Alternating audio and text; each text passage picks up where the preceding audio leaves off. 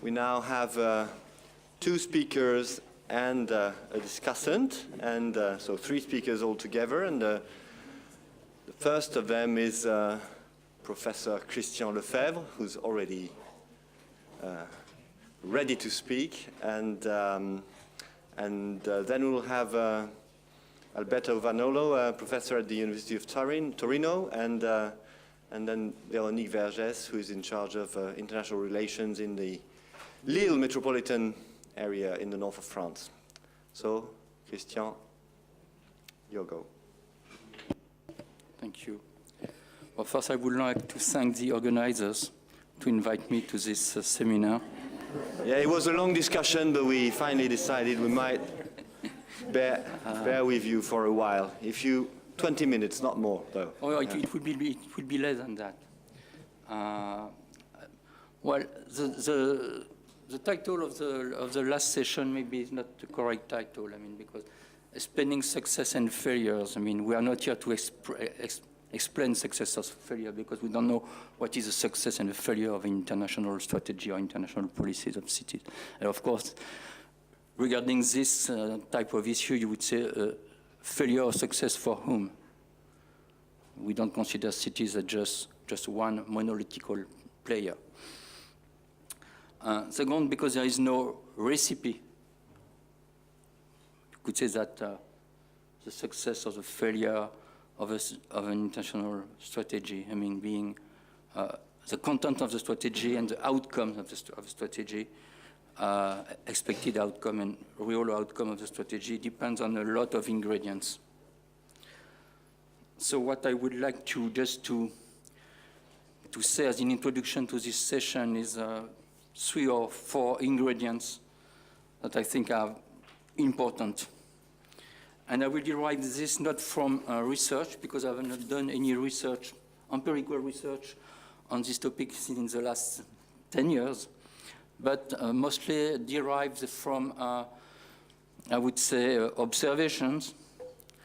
I've been doing a lot of work about strategy of economic development and globalization, and in this research I've met a lot of people who were deeply involved in international strategies per se in general. So I would derive just this explanation regarding ingredients from, I would say, observations, interview which I had with these people.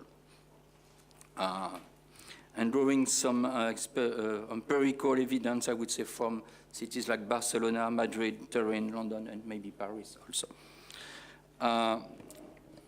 First, we implicitly talk about this in, and using the word in various presentations today.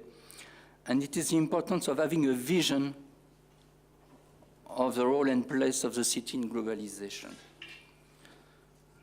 For instance, Ivan had used this word vision about Budapest. I think that Michael also in one of his slides. I think it's important if you want to elaborate and implement, meaning by that you have a strategy and you have also actions and policies which are derived from the strategy. It's important to have a vision first of what you are and maybe of what you want to be.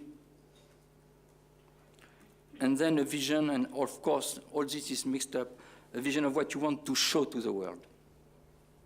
Your image, your specificity, and maybe your uniqueness.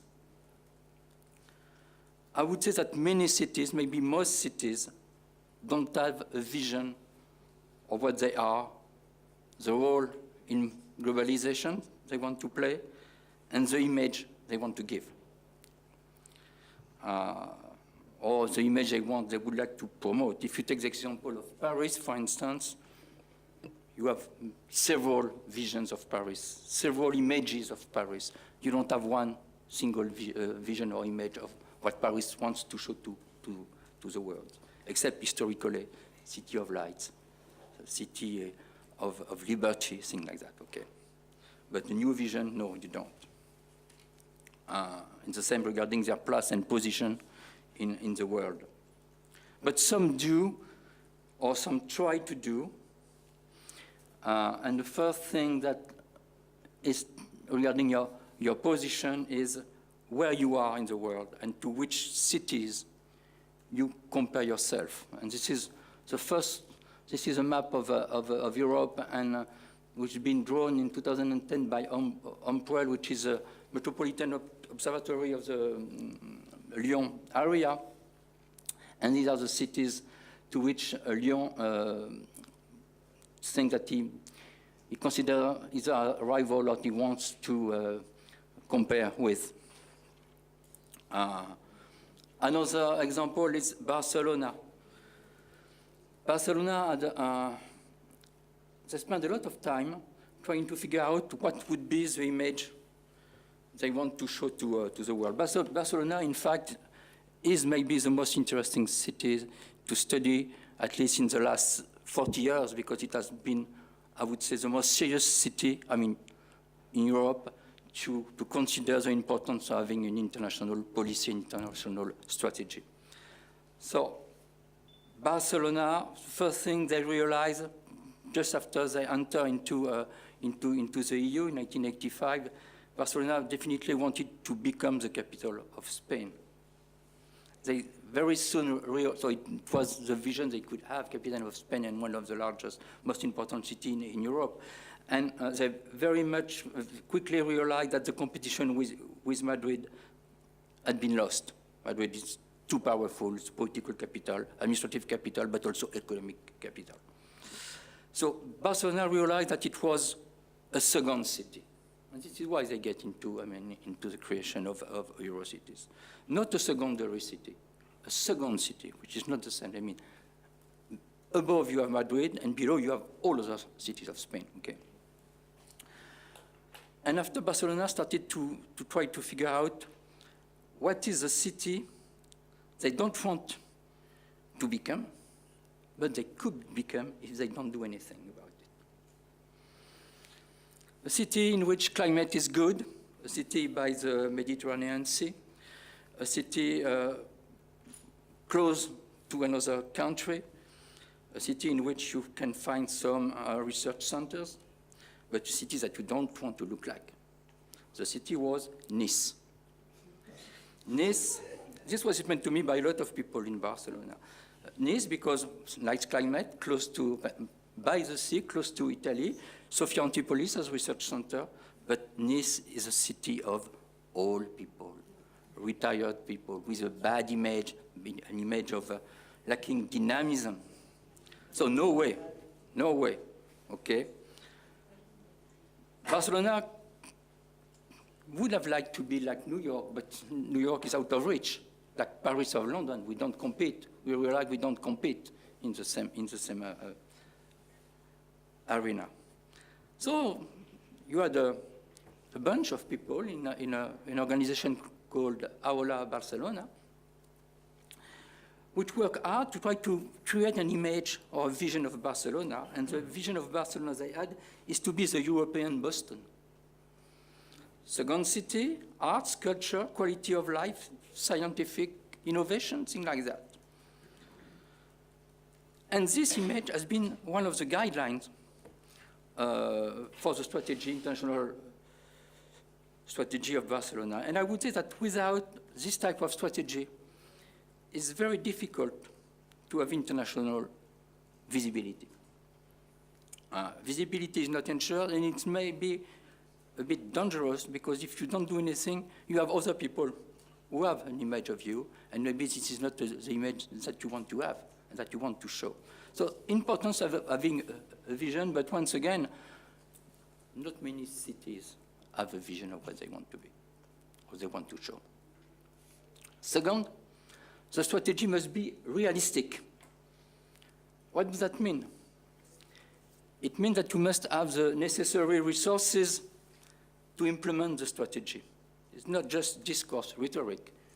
You have to have something in concrete, or you have to be able to create the strategies, the resources that you need. And I will give you some examples. The first thing, that you have to know your assets to show your specificities or your uniqueness. two examples. Turin, but I will be very, very, very, very quick because I'm sure that Alberto will think about that. Turin has a bad image of being a one factory town for this city with Fiat. The first work that they did is to get rid of this vision, to create an image of a city, a post-industrial city, creative city, city of culture that Alberto will develop.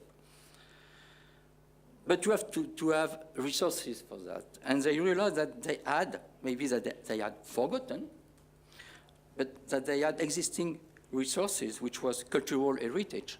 Turin had been the capital of the kings of Piedmont Sardaigne and Savoy, the first capital of Italy in 1861, and a beautiful city center, but completely dark, black, because of the industries. But it was a resource. Okay.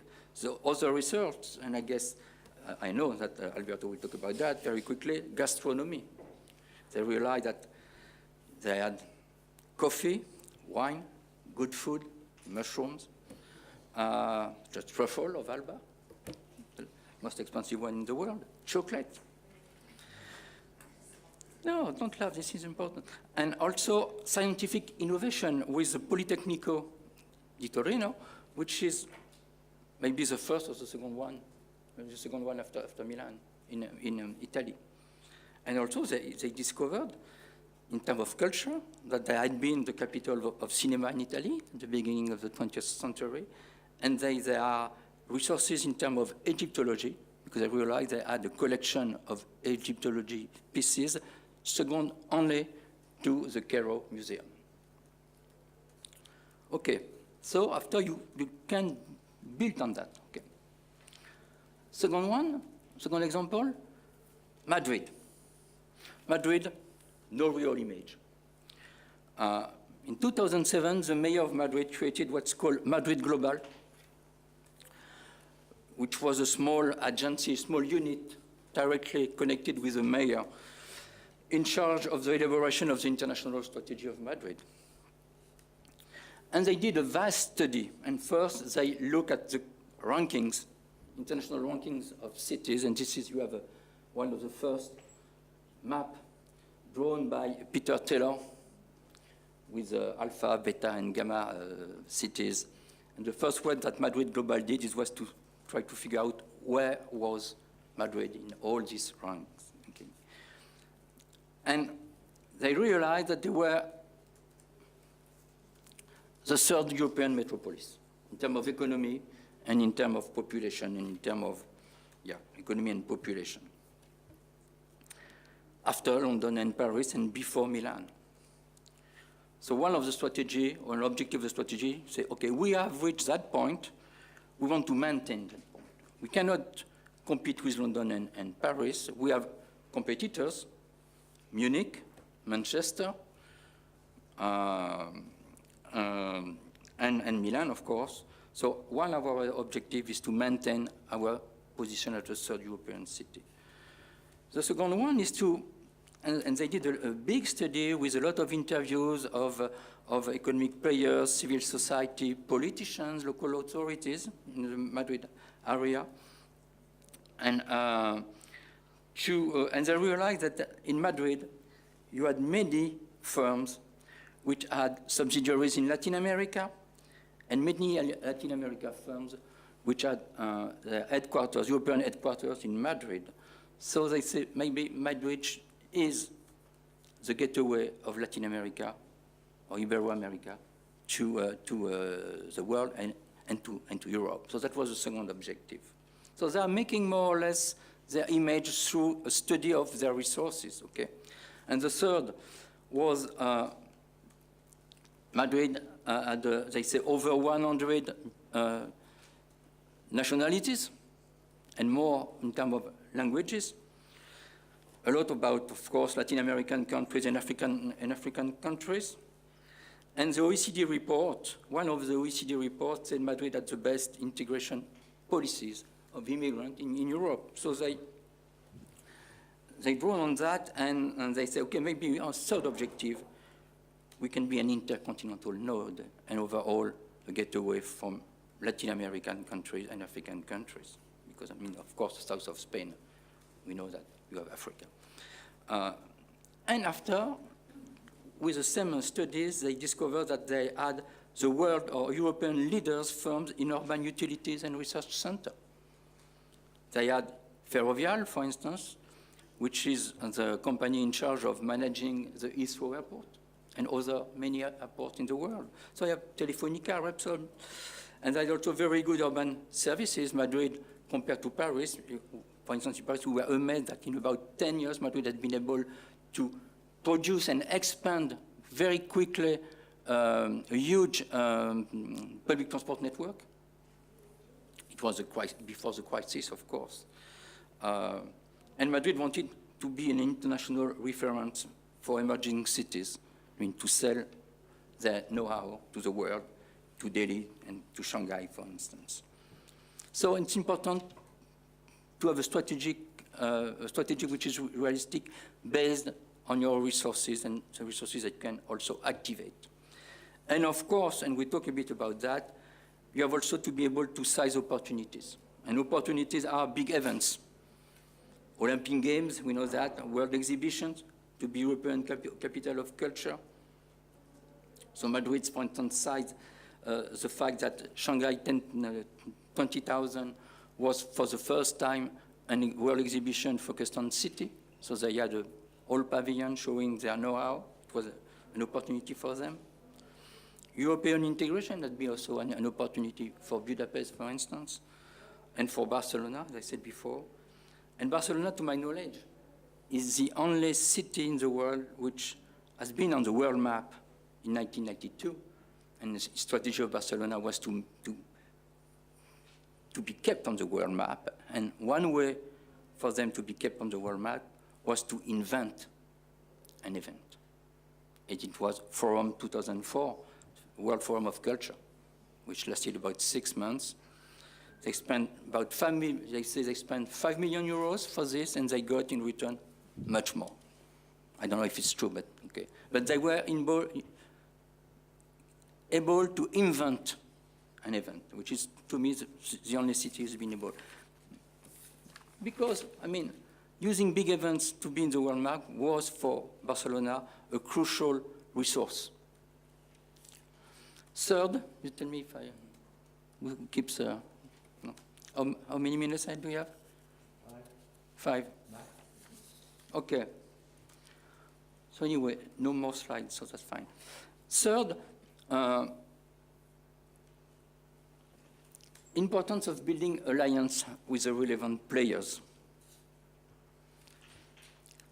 First element, which is very difficult, is for political power to realize and accept that in this policy area of international relations, it cannot do things just alone, because it does not have all the necessary resources for this. So realization of the limited power of a politician, of a political leader, and accept it.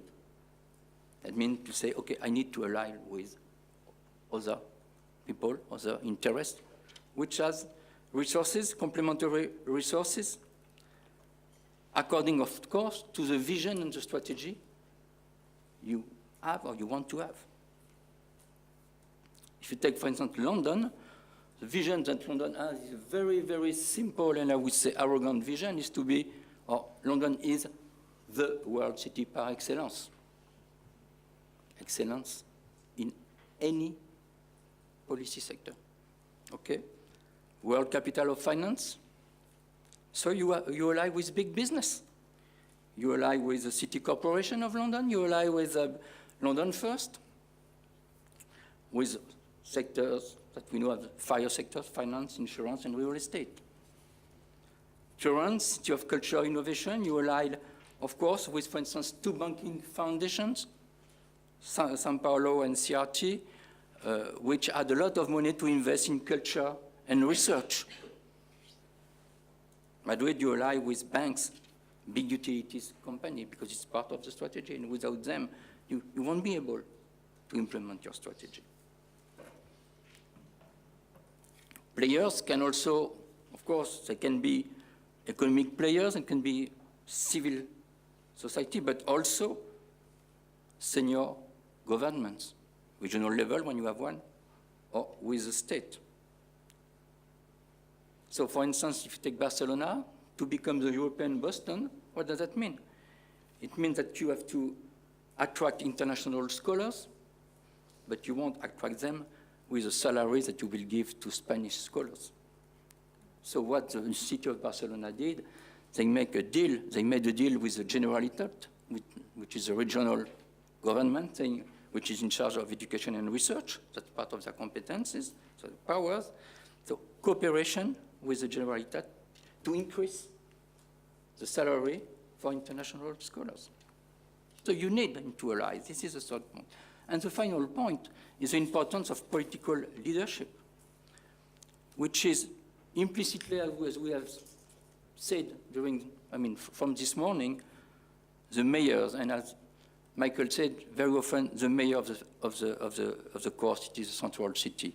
One exception being London, because in London you don't have a central city. Okay, and the mayor of London is directly elected by the whole metropolitan area, by the constituency, metropolitan constituency. Political leadership is important if you want to legitimize the vision and the strategy internally to internal actors and vis-à-vis other national and international players. Political leadership is also very important to carry out the vision internationally.